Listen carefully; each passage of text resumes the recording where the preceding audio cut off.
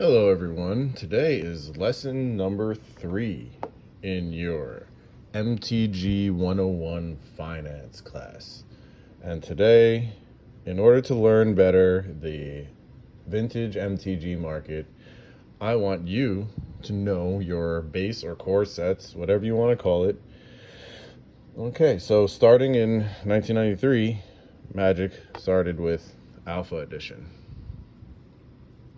This was the first revision of Magic. There's a lot of mistakes, all types of issues.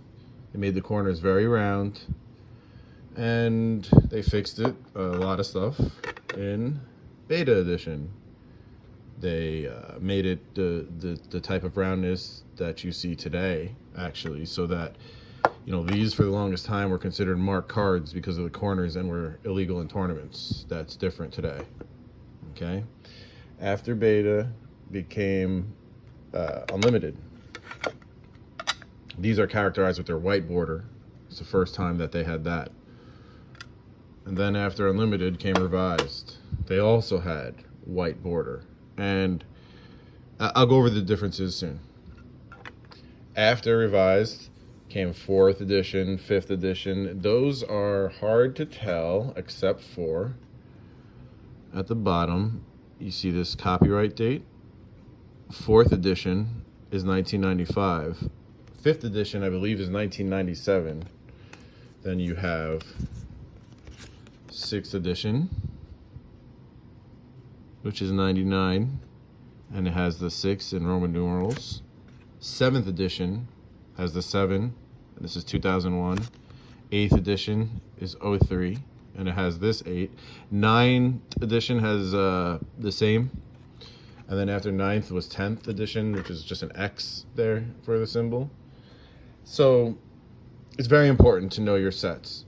First of all, the first 4 sets, Alpha, Beta, Unlimited, and Revised, are going to have some of your most valuable cards in the whole game. So it's very important to know that. I mean, this has reserve list stuff in it. Later on, you didn't. But 7th edition in recent years has proved something interesting. They had foils. And as you can see here, the main difference between 7th edition regular cards and the foils was the black border. Pretty stunning looking, actually.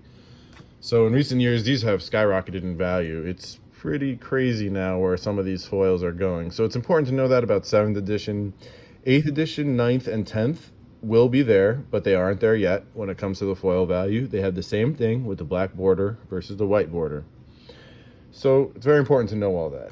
Now, let's go over your differences. Alpha, as we've spoken about, has the black border and the rounded edges, corners. Beta came next, and it has the regular corners. Let's see them next to each other. Actually, here's a little fact. Alpha and Beta packs are, they're so similar, you can't tell them apart. The only way is to either open it or kind of look through to see the corners. That's the only way to tell the packs apart. Kind of crazy, considering the value difference. So, after Beta, you have Unlimited. They changed the border, but it's still the same, depth of color. Has the same gravitas. Now, when you go from Unlimited to Revised, this is where a lot of people get hung up on telling the difference. So here's a couple of tips. Revised tends to be a little bit washed out color-wise, especially compared to Unlimited. And if you look at the border here, it's, this skinny little line, and here it's this bold, especially on the bottom, this bold beveled edge to make it look actually a little 3D. They accidentally left it out on these, which is kind of crazy, huh? And another thing I always look at is the grayness of the text. Sometimes Unlimited has very gray text, like Beta and Alpha.